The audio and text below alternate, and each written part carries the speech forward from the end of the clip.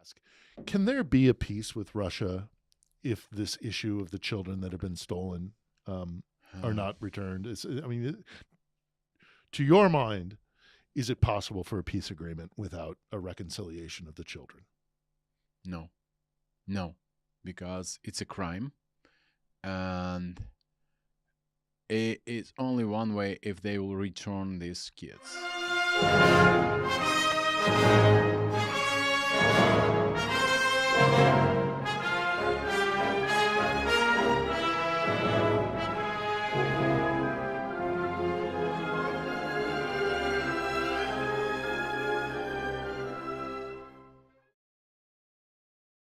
Hello, and welcome to this, our first full-fledged episode of the On the Edge podcast.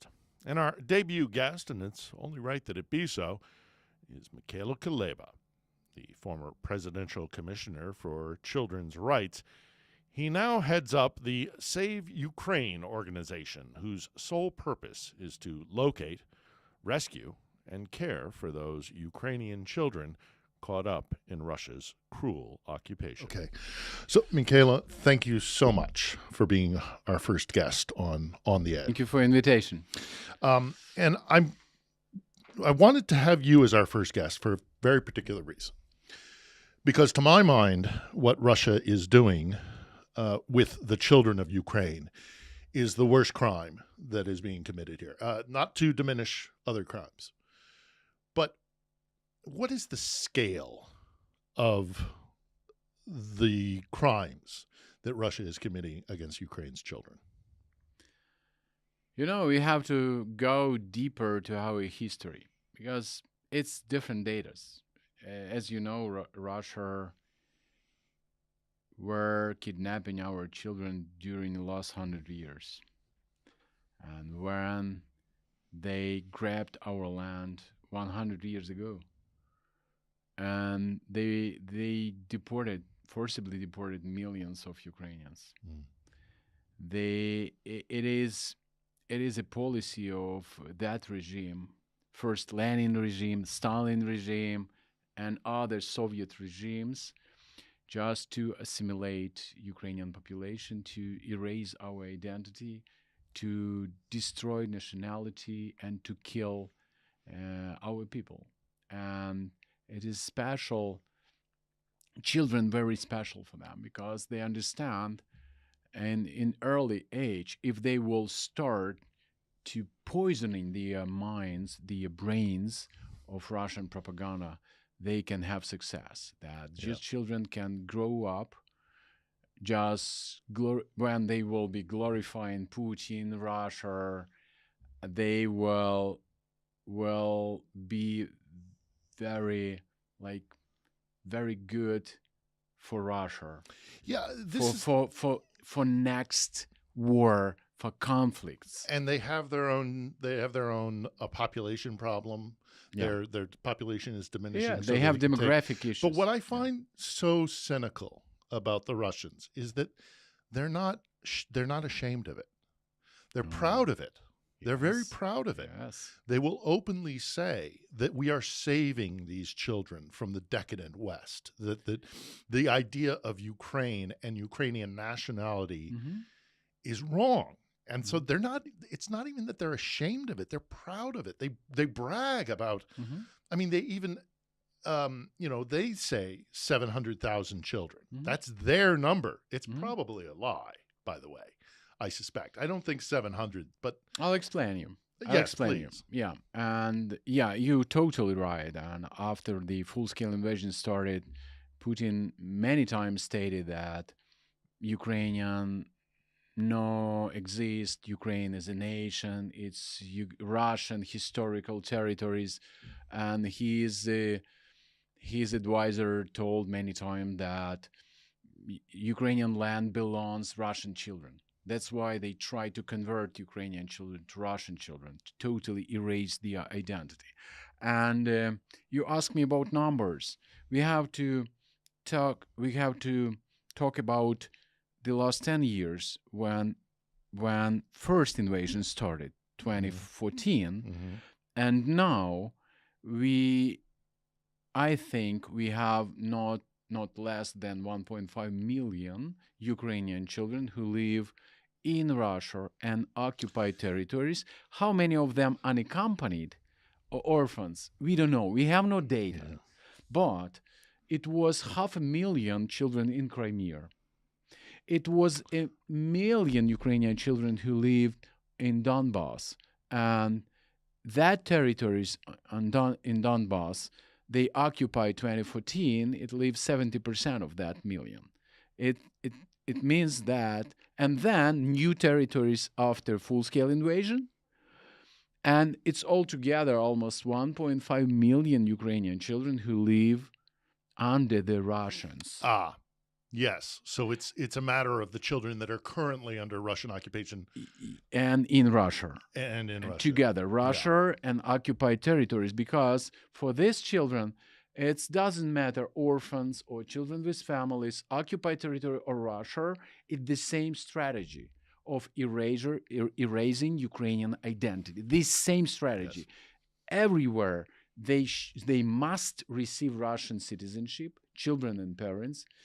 Everywhere they must go to attend Russian school on occupied territory and in Russia. They must glorify Putin, sing Russian anthem. They must go to Russian military's movements.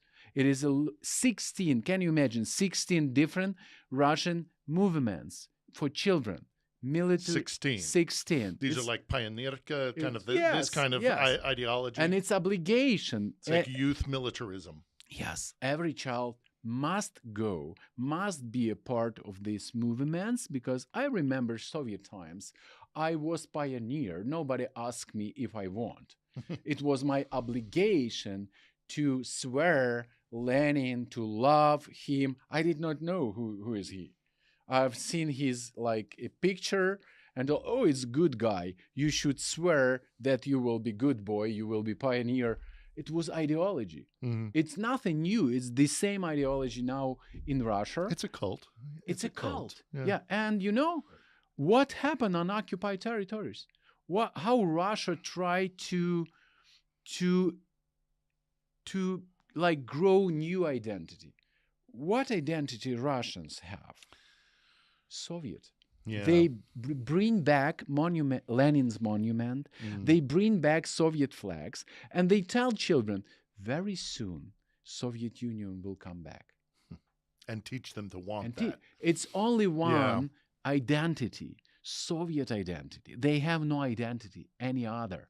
We are Ukrainians, have our identity. We are going back to our identity, to our history. But Kiev Rus, what is Kiev Rus? It's Kiev. Yeah. It's Ukraine.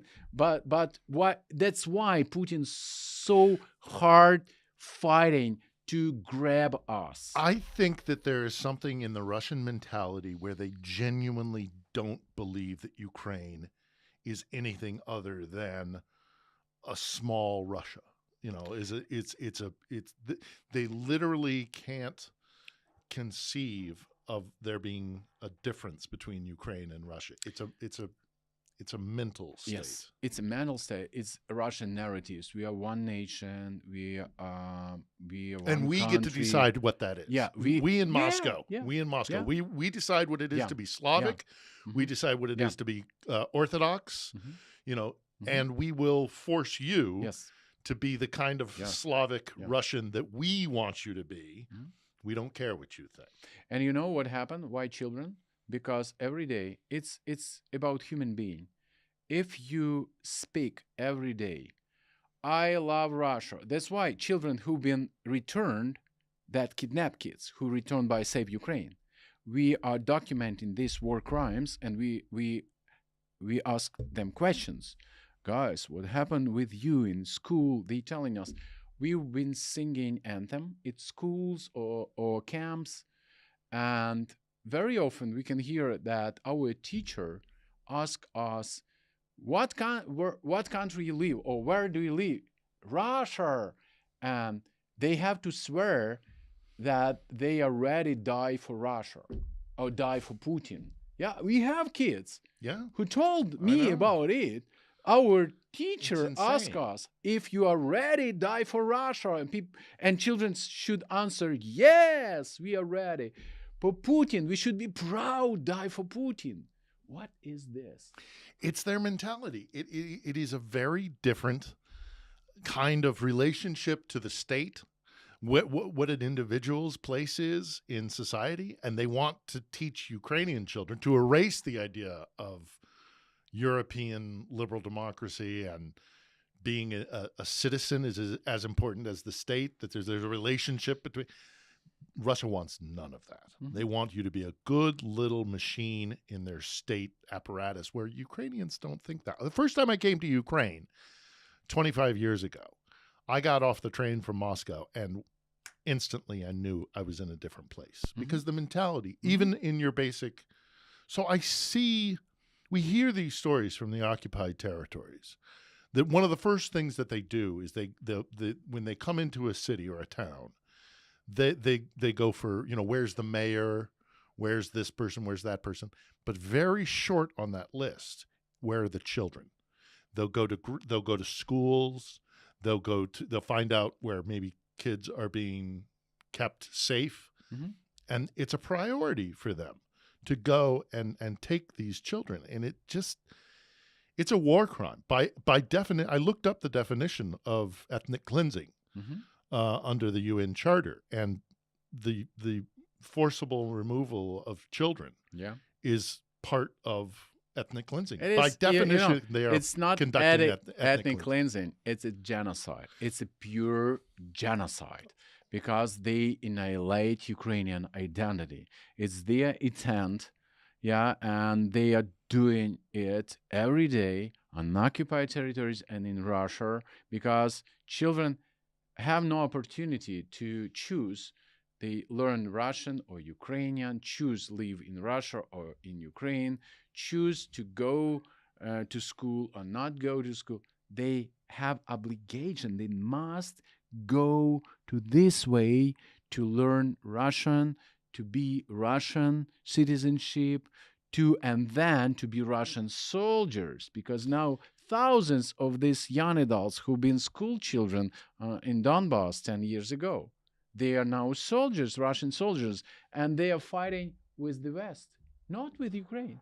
They clearly understand. I've seen in Russian books that you can read, Russia is a victim because NATO aggressor using Ukrainian fight with Russia. They won't grab Russia. That's why they teach children, you should grow strong and be able to fight with NATO, be able to fight with the West, who want to destroy Russia. And it's in their heads. So there aren't any NATO troops in Ukraine, and the war is in Ukraine. So what they're teaching these children in Donbass to do is to kill other Ukrainians, because they're killing Ukrainian soldiers. They're not killing NATO soldiers. It's in their mind. Yeah, it's different. I understand that, but they teach them it's Nazi. It's not Ukrainians. It's Nazi, Ukrainian Nazi together with NATO. They believe that, we return last year, we returned several girls, teenagers, it's 16, 17 years old, and they run away from their homes because before the occupation of territories, these Russian soldiers there told and convinced them that it's not Ukraine it's American, British, German soldiers who will rape children and women. They're telling children in the occupied territories and in the Donbass that it will be Americans, American soldiers, American, German, and French, British. It's probably knowing the Russians, I wouldn't be surprised if they say like black Americans. It's criminals, or it's criminals. Criminals. But they will come and they will rape you, and they will, because it's all a the criminal same things that they do themselves. By the way, yes. I mean, I'm hesitant to talk about it too openly because it's a very disturbing topic, but we know that there are sexual crimes being committed against these children, especially those who are orphans. Is this? It's a very difficult topic, but are you hearing reports from the children that you are rescuing that they were assaulted? Or Not only hearing, we have a special center, Hope and Healing Center, where we provide rehabilitation for sexually abused children. Yeah, we are working with these children. This is a really upsetting topic for me, but I think it's important that we discuss it. They boys, girls, yes, boys and girls, yeah, sexually attacked by Russian soldiers. Yeah, and now do you do documentation of those crimes? Yes. Or do you? We provide general prosecutors provide this documentation. We provide rehabilitation and trauma So therapy. the Ukrainian authorities are the ones who confirm that sexual assault has happened. You take care of their mental health. Yeah, and just several months ago, we returned a woman with 2 kids, and she was stopped on the checkpoint. She was raped of 6 soldiers. 6 Russian soldiers raped her, and they shot her leg. Yeah, they put arm jacket and they played with her and shoot her leg through arm jacket because it was maybe Russian arm jacket. And after that, her husband hanged himself on the eyes of children. So little kids. And she was paralyzed. And we took her. We kidnapped her from that territory because if not, they killed her because she is a witness of war crime. And we took her, and next day Russians came to her father and told, if she will not come back, we will kill you. Yeah. And she had to run away. And she a witness of war crimes. Yeah, and really, her condition is very bad. Yeah. And again, they're proud of it. They're not ashamed. They don't deny it. Yeah. I mean, the minister in charge, I'm gapping her name, Lubova Belova. She proudly says that she has what she says is adopted 2 children. She has kidnapped 2 children and brought them into her family. Сами ребенка условили из Мариуполя, да? Да. Владимир Владимирович, благодаря вам. Маленький. Нет, 15 лет. Теперь я знаю, что такое быть мамой ребенка с Донбасса. 2 years ago, she bravely stated that we bring to Russia thousands of children, and she asked Russians to be a guardianship or adopt these children, and only with after, a pension, I'm betting. Yeah, only after this International Criminal Court decision, warrant order for Putin and Maria Lvova-Belova, they stopped this. They really afraid. They were afraid that they will sit in a tribunal, and they will be punished. But it's crazy, people. Really, they are so crazy. I heard a report just this week that in Luhansk, they are the women who come to deliver babies at the maternity hospital, that they have to show that they have taken a Russian passport, or the children that they give birth to will be taken from them. Is this true? It's true. And it's true that all families should have Russian passports. We have just maybe 2 months ago, we brought from occupied territory father with 2 orphans. He's a foster father. And mother 1 month before died because she couldn't receive medical help because she had no passport. And 1 month she had serious problem with health, and several times she asked to help, but they refused because you are not Russian citizenship. That's all. She died.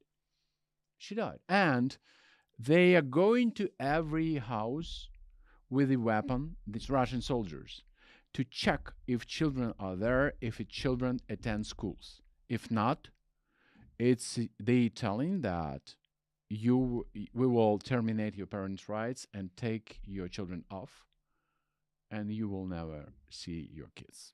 That if you not send your children to school, but to send your children to school, you must have Russian passport. Because they have to go to our school and learn our Yes. language and our Yes. customs and our values.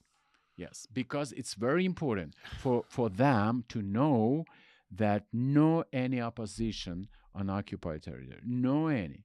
You know what happened with any person in Russia who opposite, who trying just to tell something. You cannot tell word war anywhere. You cannot tell. A special military operation. Yes. You know, the thing is, you were kind enough to provide me with some videos, and I watched some of these videos, and the children that are returning, that you rescue and then return, and you oftentimes you'll give them a Ukrainian flag, and the look on their faces, it's both very beautiful, but it's also, it made me cry. It made me very upset, because you could see in their faces the trauma that they had been through, and that they have returned to Ukraine, they're given a Ukrainian flag, and their emotions are too powerful for them. How much damage is being done to these children during their time in occupied territories? What is the consequence to them? We don't know. We really have no idea what generational trauma we will have. It's generational. It's not just now, because we can see now many kids who can't sleep, who very nervous, who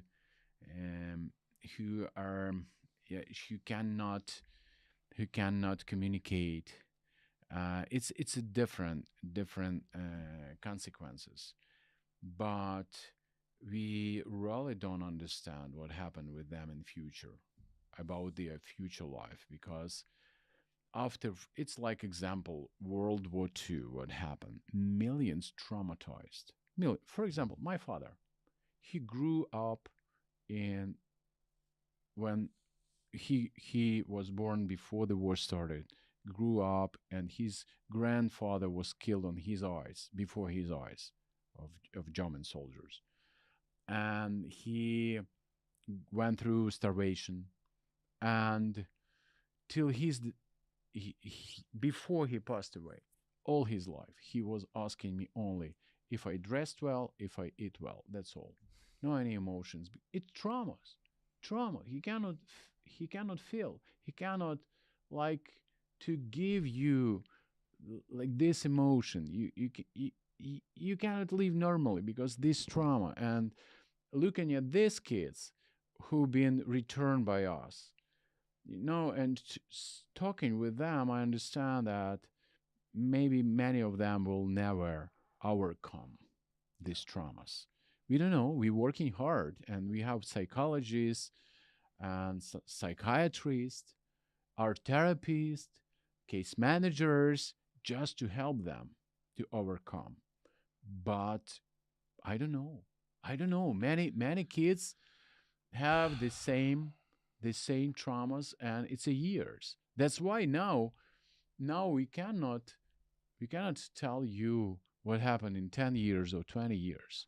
But at least you're doing something about it. I mean, on the other side of the equation in Russia, it's here's a bottle of vodka, shut up, stop complaining. Yes, that's their mentality towards mental health. I've seen a completely different attitude in Ukraine, which is trying to address these problems before they become.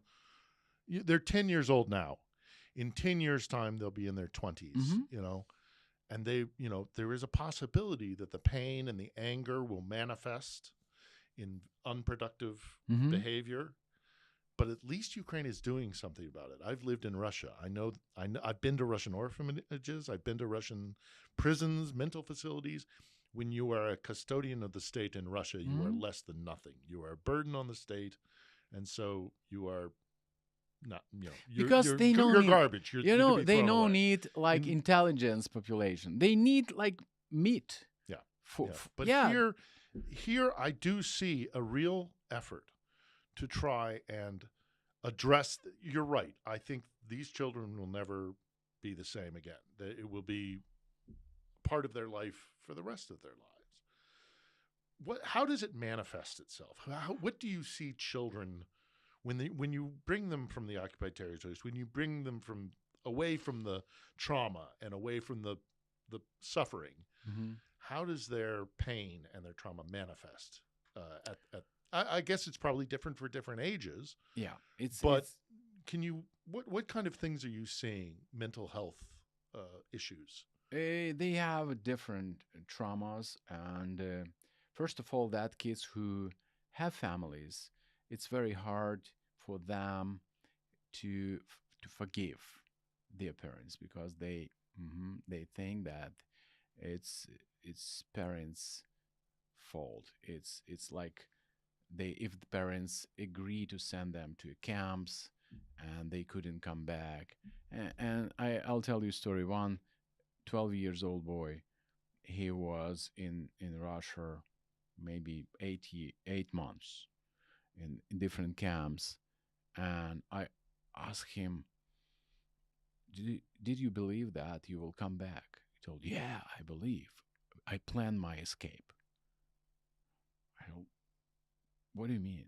That I plan how I cross the battlefields, these war zones, and come back to my family. I told, how you could do this? Yeah, with my friend, every night we were planning, but only one thing stopped us: how we cross the minefields. And what? And we had a plan. Yes, and we had a plan. We planned we will throw stones and step on that place just to cross the minefield. Do you know? Can you? I have. This is a 12-year-old. I have 4 kids. I cannot imagine that my child, without me, laying in the enemy's territory and at night planning escape and how cross the minefields. It is such a trauma for them, and really, and it's months before we could help him and extracted him from that territory. See, I get sad and upset about the situation, and then I hear something like that, and I get angry. That's why you get angry. You that mentioned makes me very angry. We angry because you mentioned flags. A 12-year-old child should not be thinking about landmines. Yes. A 12-year-old child should be playing. Yes, you mentioned flags. We have tradition when we bring back kids. We gave them flags on their shoulders, and all kids crying because and telling us we were dreaming about it. We were dreaming. They've been crying when they were crossed the border, and just they've seen a Ukrainian flag. Many of them were crying, and many of them did not believe that it's possible to come back. Yeah, and it was like tears of hope. It really it's touched my heart. Really, I'm very often I'm crying with that.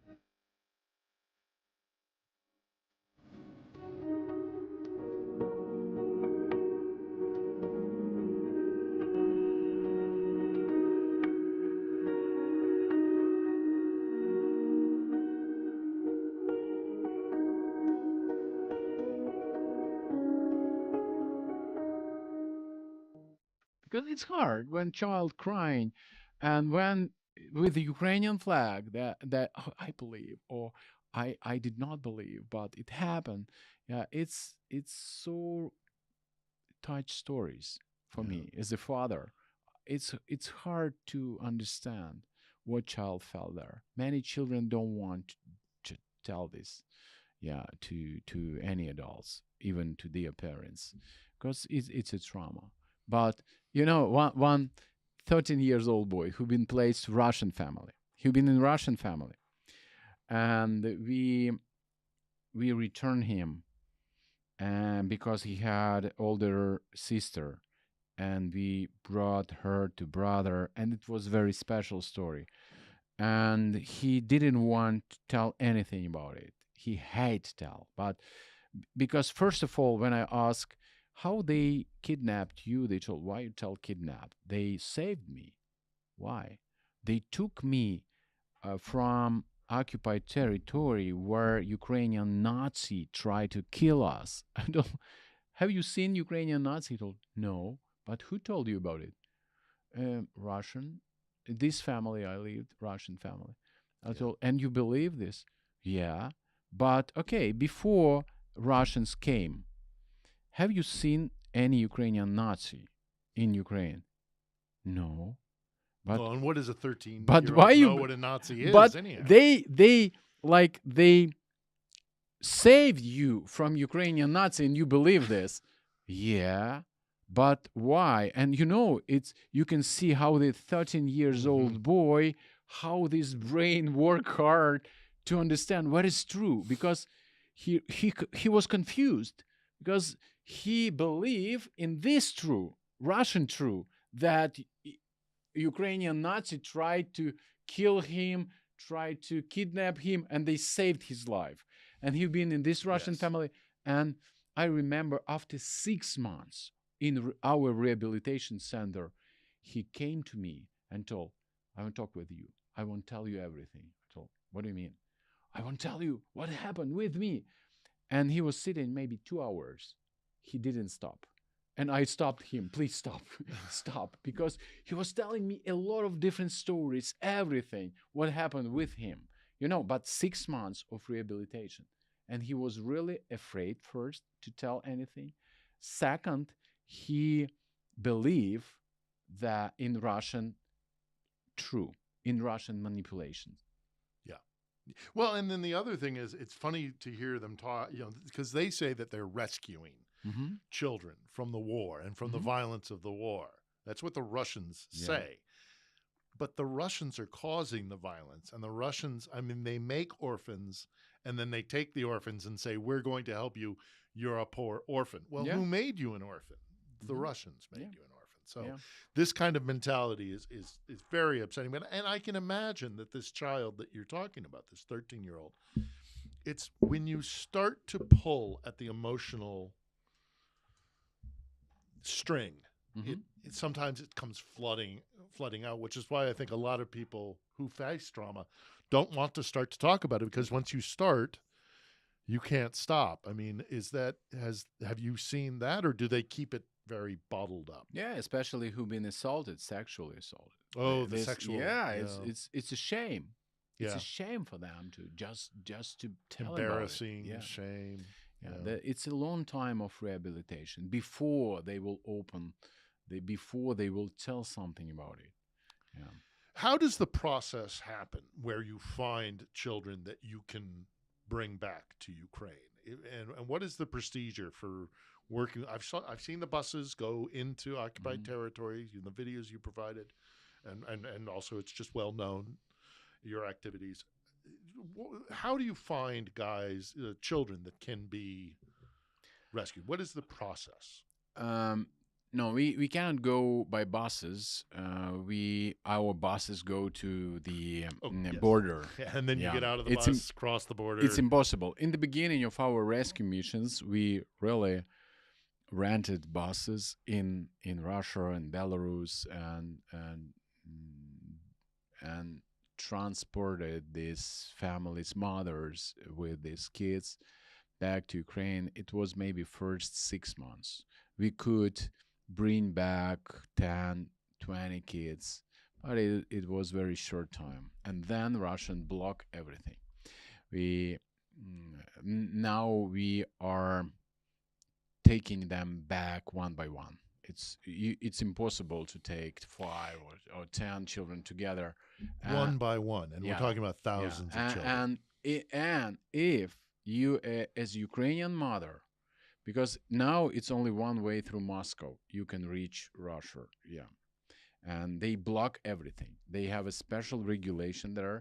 With any person with Ukrainian passport cannot go in and out because you will be arrested. But if you are a Ukrainian mother, if you landed in Moscow in airport, FSB immediately will interrogate you. And if you will tell that you are going to take your child back, you could be deported. We have cases when they deported mothers of children. And they banned for 20 years to go to Russia. 20 years banned. Yeah. So not only are they taking their children, but they're They cannot. denying any They cannot. contact with their children for 20 years. Only if you will ask Maria Lvova Belova, yes, and it should be officially and with cameras, and you should Yes, and of you course. should swear that you will not tell something bad about Russia. We have a case when mother and son, he's maybe 15 or 16 years old son, they've been naked. They naked them and film They what they naked? dressed off. Naked, no Naked. clothes. No clothes. So, for how Mother old? and his son. What? Yeah, and this son was in a summer camp, and he was pro-Ukrainian, and they naked them and film and told them, if you will tell something bad about Russia, we will show this video in social media. Yeah. See, I've heard this does not surprise me. I've not heard this particular example before, but this is how they behave. Mm-hmm. This is not uncommon for. Yes. This is how they treat. Mm-hmm. It's compromat. It's cruelty, Yeah. psychological warfare. What does this mean for Ukraine? If first off, let me ask: can there be a peace with Russia if this issue of the children that have been stolen are not returned? To your mind, is it possible for a peace agreement without a reconciliation of the children? No, because it's a crime, and it's only one way if they will return these kids back. I think we need this. We really need this war stop, really, because many people exhausted, many people are dying, and militaries and civilians. But this war about existence, Russia will never stop. If even they will sign this peace agreement, we all Ukrainians believe that they will not stop. It will be only short time to prepare for next step, for next war, and just to take all Ukraine. Are they keeping sufficient documentation so that maybe you can track down all the children, or are those children just going to be lost after the war? We cannot believe that we will lose these children. We believe that we will return these children. But on the other hand, we know that many of them hugely brainwashed. Many of them threatened. They are Russian citizenship. They received Russian citizenship now, and we don't know. Really, we don't know. I really want all kids go back and this war stop. But I understand that Russia is enemy. Russia it's a country of criminals, state of criminals, and they hate us. They want to kill us, and they doing this every day. And last night I was sleeping and I woke up because rockets was over my house. Really, it was so huge sound. And it's your question about reconciliation. Yeah, but in these circumstances, when there are rockets killing our people every day, and it's very hard to think about reconciliation. They want to force us. They want to force us to give up now. And if they will be ready to sign any documents only with the intention of how to trick us, I believe this. I agree, and I think that it's that their desire to destroy the thing about taking children. No, go sorry ahead. for interrupting. Sure, no, go ahead. That it's very important because now we believe that people who are listening us, they should understand, because many people don't understand on the West that Putin, he's a criminal. Russia is a criminal state, and they want convince the West that Putin is a good guy. He's for values. He's fighting for Christian values.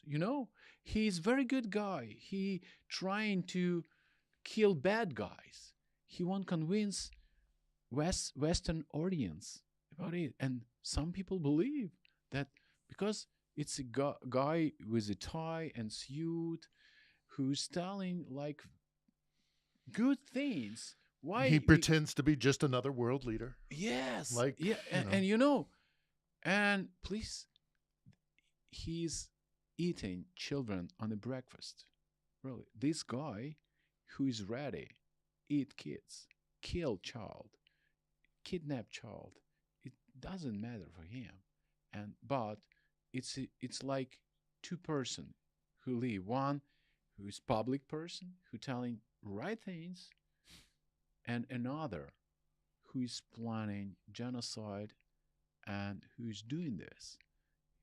It's horrible, but that's why we should stop this evil. It's not arguing. Oh, should we do something? Should we give weapon to Ukraine? Really, I'm not a military. I'm 25 years in child protection. I'm protecting children's rights. 25 years.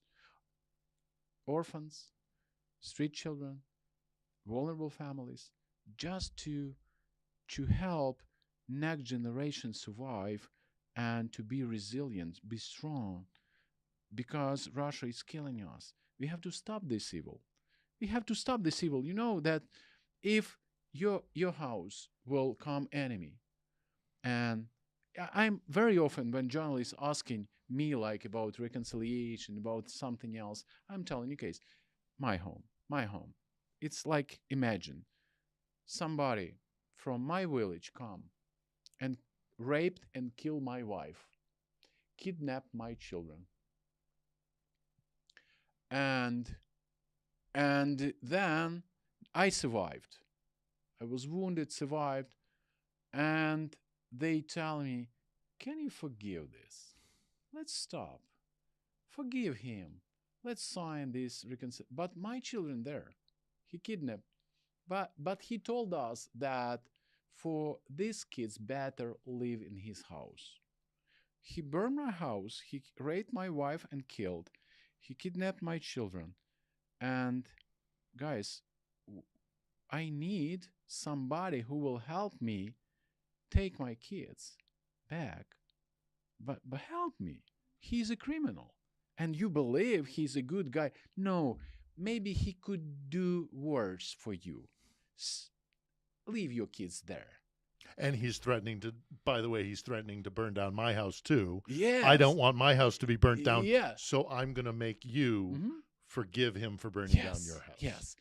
Because for that citizen of that village, maybe better not touch him. Maybe better. Forget about it. Big bad. We will help you rebuild your house. We will help. But every night he comes and he hurt me and he do bad things. Don't worry. You know, what is this? If it happened with me, if it happened with you, what you will be doing? You will take a weapon just to kill that guy and take your kids back. I will do this because he's a criminal. He killed my wife, he killed my children, hurt them. What is it's happened in my country? That's why I need that ones, friends who will stand with me, who will fight with me, who will go to that guy, take my kids to protect me and my home. It happened every day with our nation. Do you ever think that, and I won't keep you much longer, but do you think Putin or Lubova Belova, will they ever face consequences? Do you think they'll actually appear in The Hague? Yes, I believe. And we now collect this and document these crimes. General Prosecutor Office, our law enforcement, International Criminal Court have, I don't know, it's hundreds of thousands cases of war crimes. And I believe in tribunal. I believe that Putin will stand there, Maria Lvova-Belova, and all that decision makers and on all level who did these crimes. Because any child who received Russian citizenship, who been sent to Russian schools, who been kidnapped, who been just deported or transferred to any territory, it's many crimes. They must be punished. And just finally, if there was something you want to let Westerners in an English-speaking audience understand about the pain, the trauma, the crimes, what Russia is doing to Ukraine, to Ukrainian children, what would you it's not our problem. Ukraine is so far away, and I don't understand, and it's difficult. What would you have people understand in the West and in America, in Britain, I will about the trauma here? I told you that they are fighting with the West, not with Ukraine.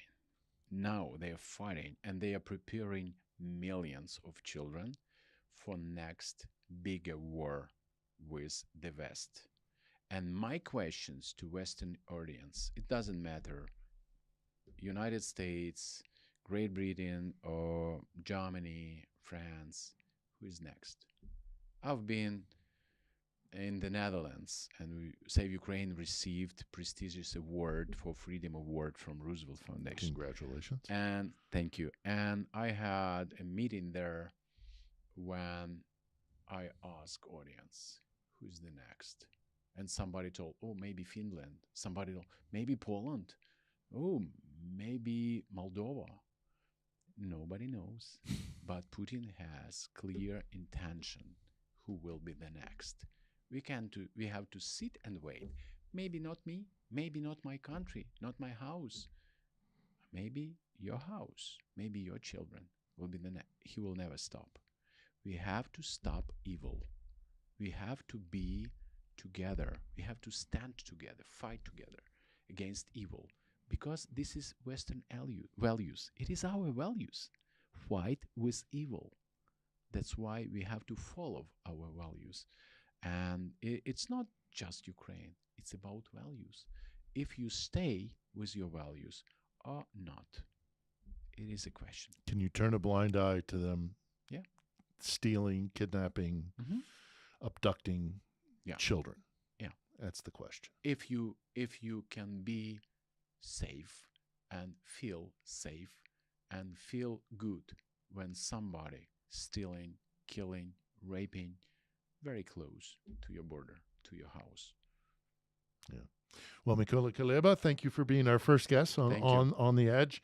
I appreciate all the efforts that you're putting into it. It's an issue that I think we all need to keep a very close eye on and understand.